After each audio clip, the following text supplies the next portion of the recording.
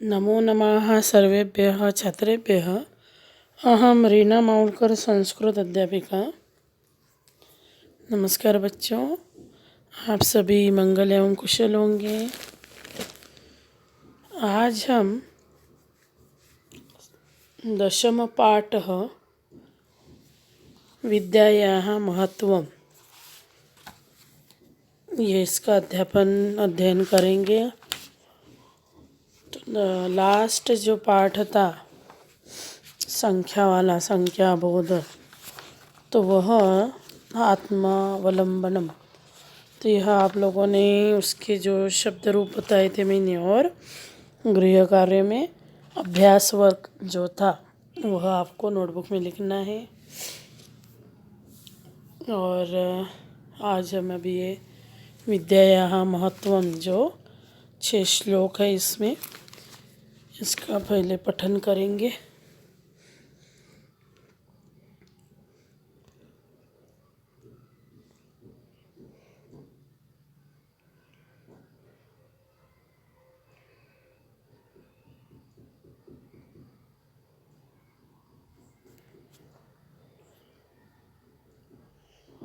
विद्यायाः महत्वम मधुरवचनानि, 10th lesson है हमारा यहाँ, दशम पाठ। इस पाठ में विद्या का महत्व अनेक प्रकार से बताया गया है। विद्यायाः, विद्या आकारांत स्त्रीलिंग शब्द है। विद्यायाः षष्ठी विभक्ति, विद्या का महत्व।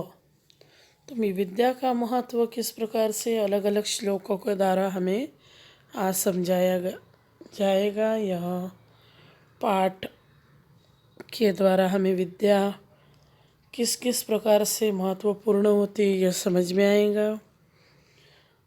और यह श्लोक आपको अच्छे से बाय हार्ट करने हैं, रीड करने हैं, याद करने हैं, और उसका जो अनुवाद है वो भी ध्यान में रखना है। सेकंड टर्म के ओरल में मैं यह श्लोक पूछने वाली हूँ, तब तक आपने अच्छे से याद करके रखने हैं। विद्या का महत्व अनेक कवियों ने अलग अलग प्रकार से संस्कृत भाषा में समझाया है। तो यह श्लोकों के द्वारा इजीली हम इसको पठन कर सकते हैं। यहाँ पर संधि भी दी है, तो संधि जब हम श्लोक याद करते हैं तो विथ संधि जैसे दिया है एज इट इज़ हमें याद करना होता है। और जब उसका अनुवाद हम जब करते हैं तो हमें जो दिया हुआ शब्द होता है उस शब्द को अलग अलग करके हमें भेद करके पढ़ना होता है, ताकि हम उसका अनुवाद इजीली कर पाते हैं। सबसे पहला वाला श्लोक बहुत बच्चों का याद भी होगा। हम असेंबली में यह ज़्यादातर यह श्लोक बोला करते थे बच्चे। तो अभी आप भी यहाँ अच्छे से ट्यूनिंग के साथ याद करना है आपको, और मेरे साथ साथ आपको भी बोलना है। येषां न विद्या न तपो न दानं, ज्ञानं न शीलं न गुणो न धर्म, ते मर्त्यलोके भुवि भारभूता, मनुष्यरूपेण मृगाश्चरन्ति। येषां न विद्या न तपो न दानं, ज्ञानं न शीलं न गुणो न धर्म, ते मर्त्यलोके भुवि भारभूता, मनुष्यरूपेण मृगाश्चरन्ति। तो इस प्रकार से आपको यह श्लोक याद करना है। येषां न विद्या न तपो न दानं, ज्ञानं न शीलं न गुणो न धर्म, ते मर्त्यलोके भुवि भारभूताः, मनुष्यरूपेण मृगाश्चरन्ति। येषां यानी जिसकी, षष्ठी बहुवचन है येषां, जिसके पास न विद्या न तप न दान न ज्ञान न शील न गुण तथा न धर्म नहीं है, ते मर्त्यलोके वे, मर्त्यलोक यानी क्या, पृथ्वी पर, मर्त्यलोक पृथ्वी को कहा जाता है। मर्त्य यानी मृत्यु लोक, यहाँ पर जिसका जन्म हुआ उसकी मृत्यु होती है, इसलिए पृथ्वी को मर्त्यलोक भी कहा जाता है। पृथ्वी के ऊपर मृत्युलोक पर भुवि भारभूता मनुष्य रूपेण, जो मनुष्य के रूप में भार बनकर मृगाश्चरंती, चरंती यानी घूमते हैं। कौन घूमते हैं? पशु। कौन है? पशु कहा गया है जिनके पास वे मनुष्य के रूप में पशु है।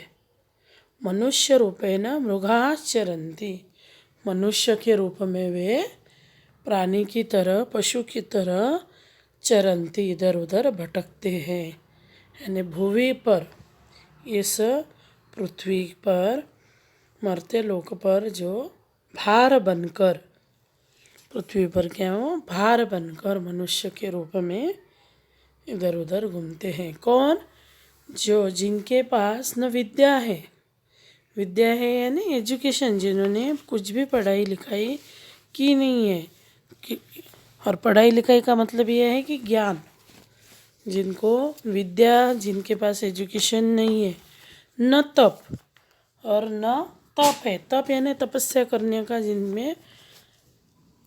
जिन्होंने कभी कोशिश ही नहीं की, न दानम, और जो दान नहीं कर सकते, वे न ज्ञानम, और ज्ञान यानी नॉलेज, और एजुकेशन के साथ साथ हमें कम से कम नॉलेज होना चाहिए, किसी भी चीज़ का हमें नॉलेज होना चाहिए, जो भी हम, जिससे कुछ ना कुछ उधर निर्वाह कर सके।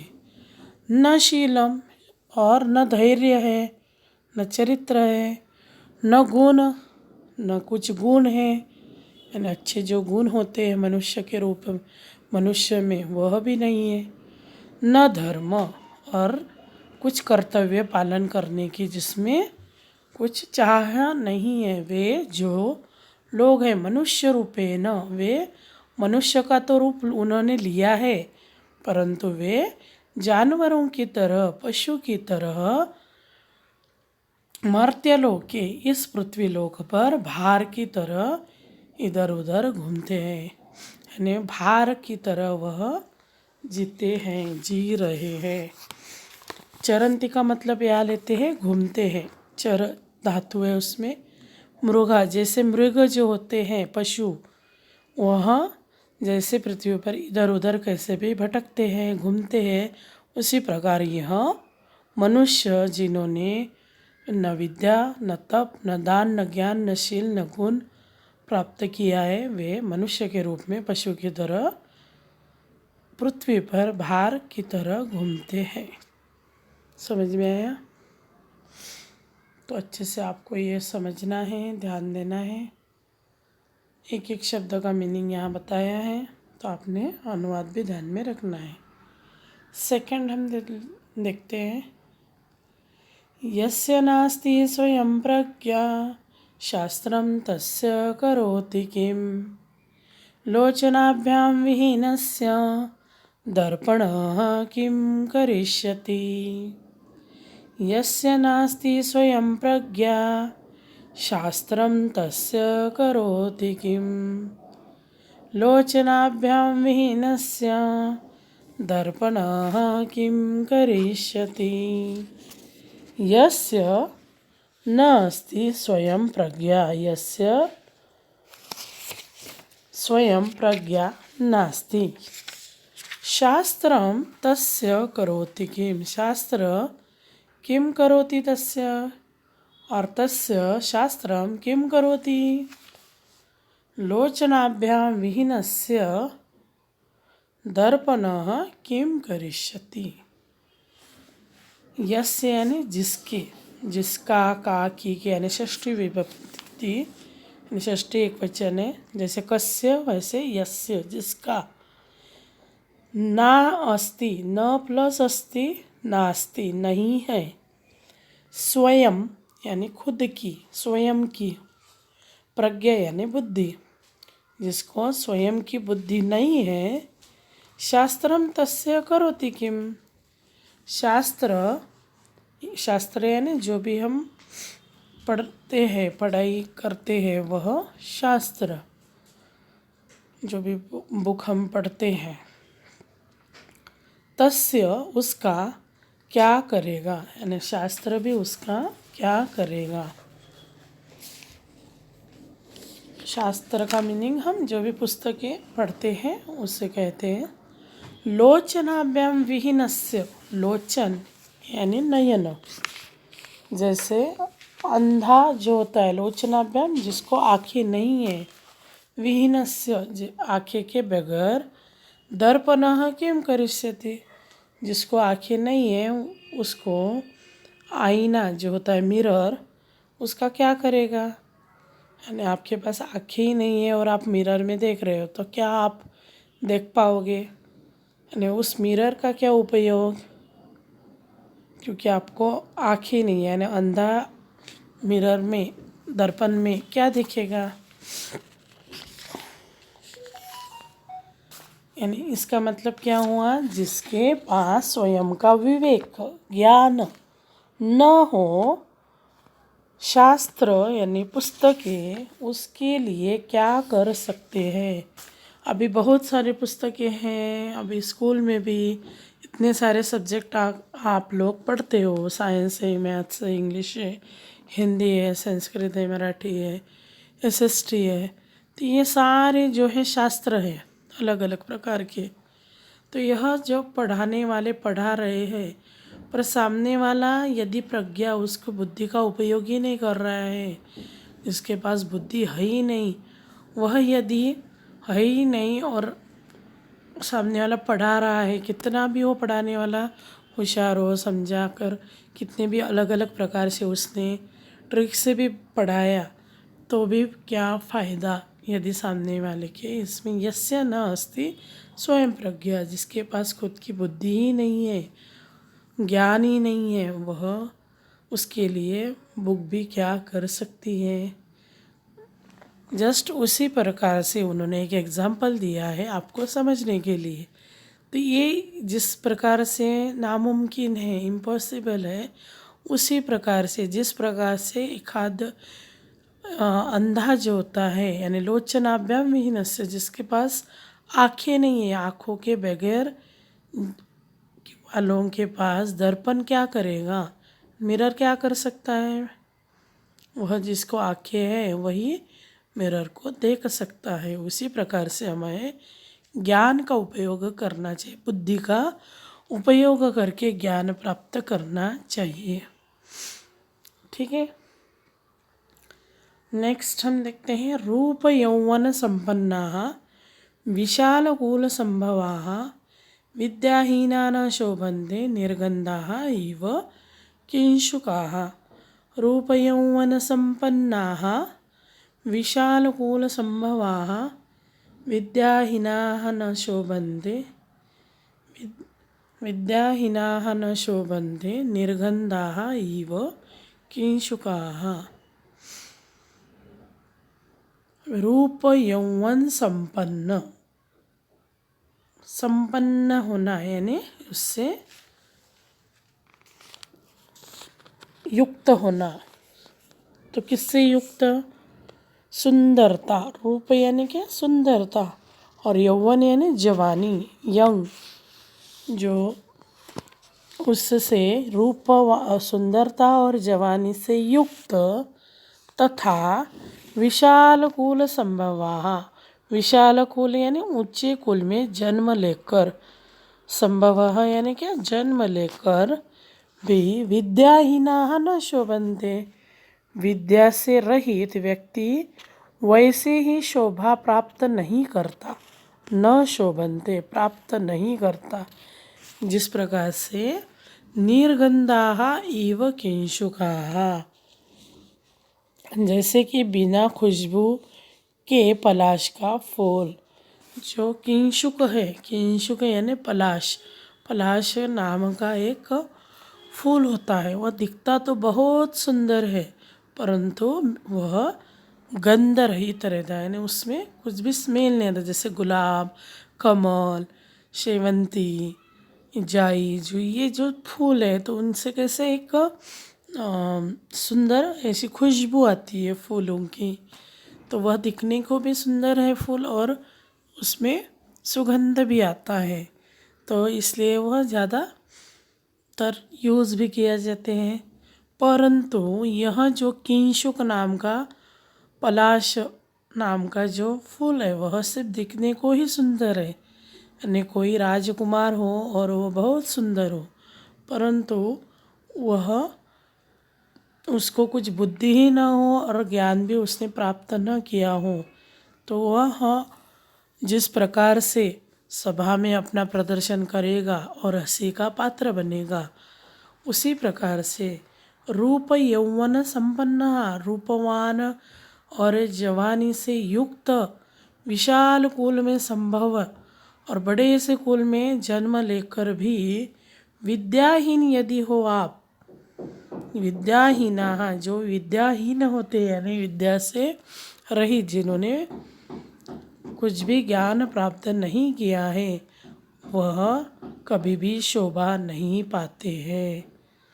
जिस प्रकार से अभी मैंने वो एक एग्जांपल दिया कि एक बड़े से कुल में, जैसे राजकुल में कोई राजकुमार ने जन्म लिया हुआ हो और बहुत सुंदर वह दिखता है, और यंग हो, जो जवान ऐसा राजकुमार हो, परंतु उसने उसकी बुद्धि और नॉलेज न होने के कारण उसको कुछ भी ज्ञान नहीं है, तो वह कुछ भी कर नहीं सकता।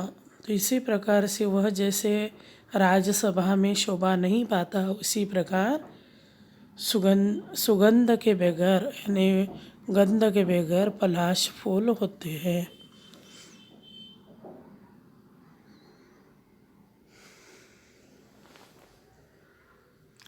सुखार्थिनः कुतो विद्या, कुतो विद्यार्थिनः सुखम, सुखार्थी वा त्यजत विद्यां, विद्यार्थी वा त्यजत सुखम। सुखार्थिनः कुतो विद्या, कुतो विद्यार्थिनः सुखम, सुखार्थी वा त्यजत विद्यां, विद्यार्थी वा त्यजत सुखम। जो सुखार्थिनः, सुखार्थिनः यानी जिसने सुख प्राप्त कर लिया हो, सुख से, सुख जिसके पास है, यानी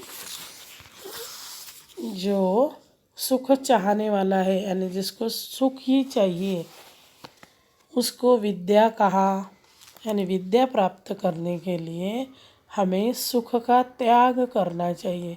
यदि आप सुख चाहने वाले हो तो आपको विद्या कैसे प्राप्त होंगी।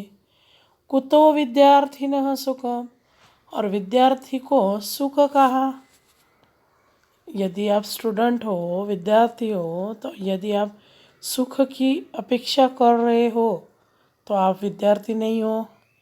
सुखार्थिनः कुतो विद्या, यदि आप सुख चाहते हो कि मैं बहुत आराम ही करूँ, मस्त मज़ा करूँ, तो आपको विद्या प्राप्त करने के लिए बहुत तकलीफ हो सकती है।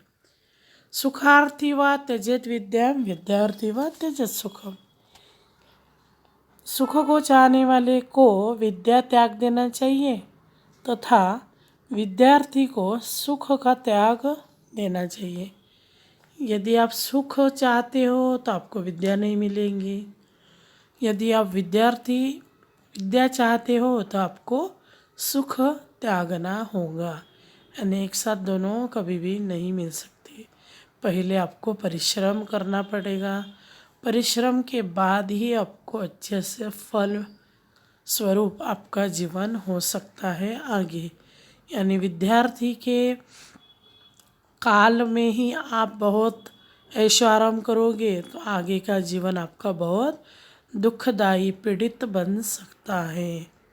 तो इसलिए स्टूडेंट लाइफ बहुत कठिन होती है, परिश्रम पूर्वक आपको वहाँ निभानी पड़ती है। यदि आप सुख की इच्छा करोगे कि मैं बहुत अभी मस्त देर तक सोऊंगा, फिर मुझे जब चाहेगा मैं जब उठूँगा फिर स्टडी करूँगा, नहीं करूँगा मेरा मन होगा तो करूँगा, तो यदि आप अपने मन से करोगे, मन यानी सुख ही की तरफ यदि आपका ज़्यादा ध्यान होगा तो आपको पढ़ाई में ध्यान ही नहीं लगेगा और पढ़ाई नहीं होने के कारण आप सुखी नहीं हो पाओगे।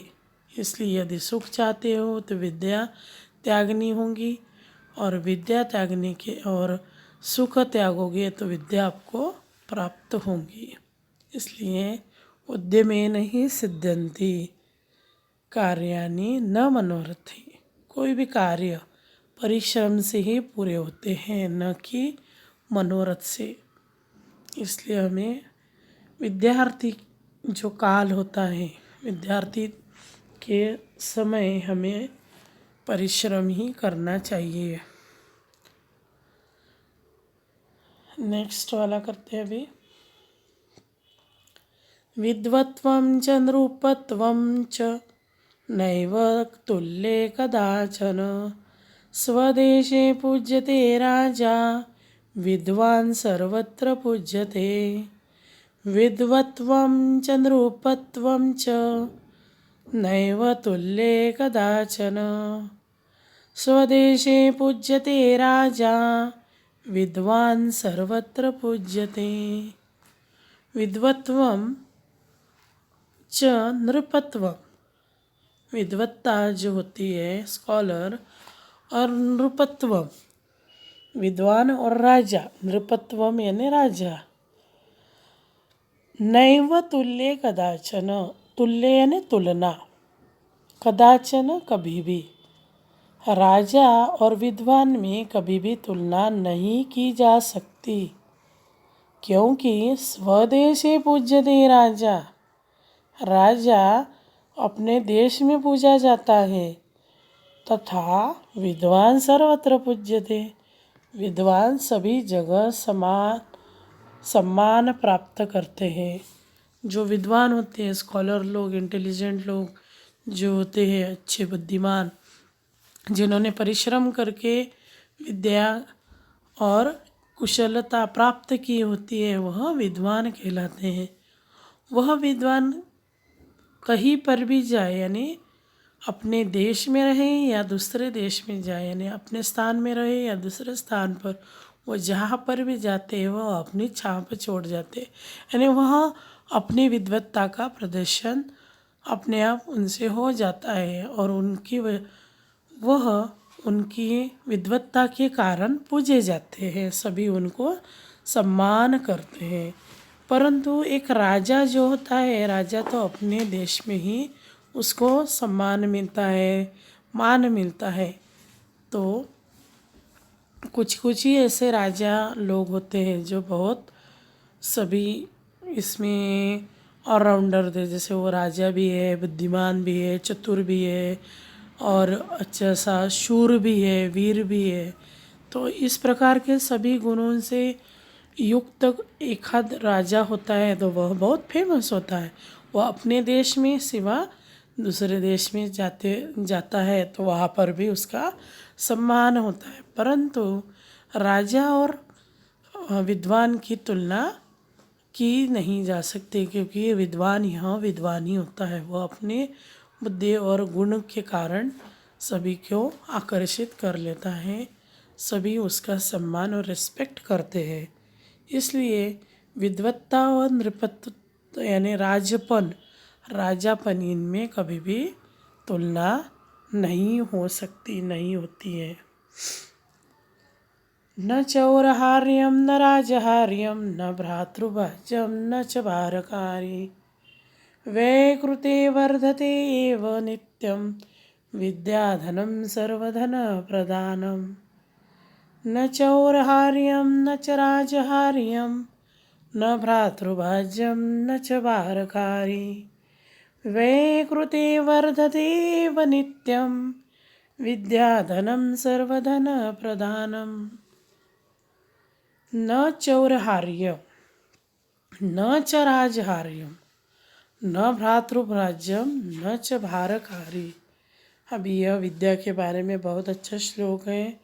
विद्या का यहाँ वर्णन किया है, उसके बारे में अच्छे से बताया गया है कि विद्या को न चोर चुरा सकता है, न चोर हार्यम, कोई भी चोर चुरा नहीं सकता, न च राजहार्यम, न कोई राजा हरण कर सकता है, छीन सकता है कि चलो ये मेरी प्रॉपर्टी है मुझे दे दो, न भ्रातृराज्यम, न भाइयों में उसके बंटवारा होता है, नहीं हो सकता है, न च भारकारी, और यह भार भी न बढ़ाने वाली है। व्यय कृते, यदि खर्च करने से सदा वर्धते, सदा बढ़ती है। विद्या धनम सर्वधन प्रधानम, विद्या रूपी धन सभी धनों में श्रेष्ठ होता है। विद्या धनम, विद्या को क्या कहा गया है? धन। और यह धन कैसा है? सर्वधन प्रधानम, सभी धनों में श्रेष्ठ ऐसा धन किसको कहा गया है? विद्या को। क्यों कहा गया है सभी धनों में विद्या को सर्वधन श्रेष्ठ, क्यों प्रधानता उसको मिली है? क्योंकि न चौरहार्यम, कोई भी चोर उसे चुरा नहीं सकता। चुरा सकता है क्या? आपकी बुद्धि, मतलब आपने जो नॉलेज आपने ग्रहण किया है वह कहाँ है? आपके माइंड में। और माइंड कोई चुरा सकता है क्या? कुछ चीज़ें क्या वो उठा कर ले गए, ज्वेलरी है या फिर कुछ मूल्यवान स्टोन है, तो मूल्यवान तो है पर ऐसा कुछ, तो इतनी अच्छे विद्या का यानी हम संग्रह कर सकते हैं, और संग्रह करके उसको बांट भी, और बांटने से जैसे धन कम होता है परंतु विद्या यह और बढ़ती है। इसलिए कोई भी चोर उसे नहीं चुरा सकता, न राजा उसका हरण कर सकता, न कोई भ्रातृभाज्यम, न उसको भाइयों में, यानी जो भी कभी घर के प्रॉपर्टी होती है तो वो भाइयों में बांटी जाती है, तो यह किसी का उसमें हिस्सा नहीं होता है, कोई उसको बांट भी नहीं सकता, यानी बांटने में उसको ले नहीं सकता, किसी की विद्या कोई नहीं ले सकता। न च भारकारी, और वह बाहर भी नहीं बढ़ाती है। व्यय कृते, व्यय कृते यानी व्यय करना यानी खर्च करना, खर्च करने से वर्धते, वह बढ़ती ही है, हमेशा हमेशा वह खर्च करने से बढ़ती ही है। विद्याधनम सर्वधन प्रधानम, विद्याधन सभी धनों में श्रेष्ठ ऐसी होता है। इसलिए हमेशा अपने पास जो भी विद्या है वह दूसरों से हमें शेयर करनी चाहिए। उससे क्या होता है? एक से दूसरे को तीसरे से, इस तरह से वह बढ़ती है, न कि कभी घटेंगी। तो एक साथ यह श्लोक अच्छे से आपने पढ़ने हैं, याद करने हैं, और उसकी एक्सरसाइज जो है वह मैं यहाँ पर जो शब्द रूप दिए हैं वह आपको नोटबुक में लिखने हैं, और नेक्स्ट वीडियो में मैं इसके का जो एक्सरसाइज है वह एक्सप्लेन करूँगी। तो आपने यह और नेक्स्ट पार्ट का जो है वह मैं एक साथ इसके क्वेश्चन आंसर एक साथ दे दूँगी। तो अभी हम शब्द रूप एक बार रिवाइज करते हैं। मर्त्यलोके संसार में भारभूता भार के समान, विशाल कुल संभव ऊंचे कुल में, मृगा हिरण लोचनाभ्याम,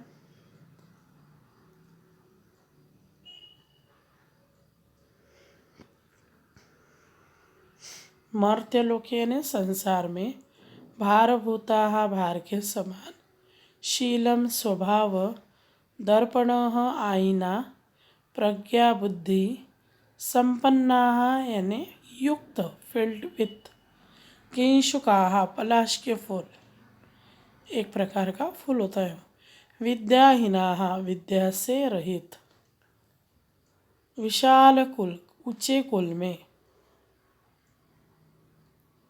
संभवाः यानी उत्पन्न हुए।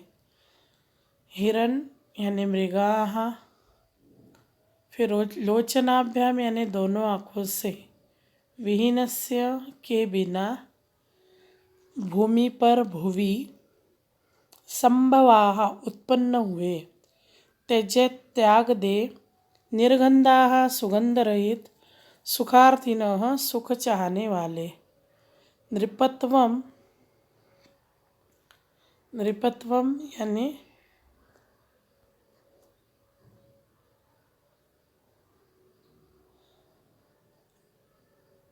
विद्याहीनः विद्या से रहित।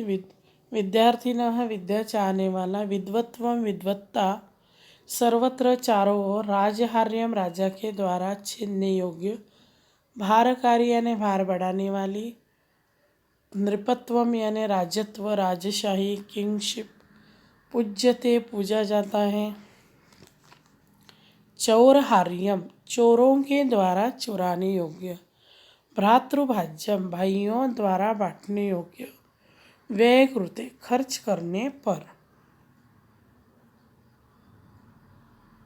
शुद्धम उच्चारण कुरुतो।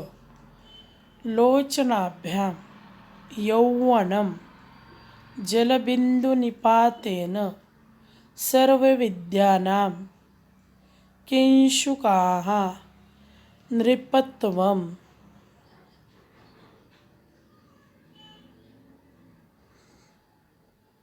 इस प्रकार से आपको यह शब्द रूप और यह शब्दार्थ है, यह श्लोक है।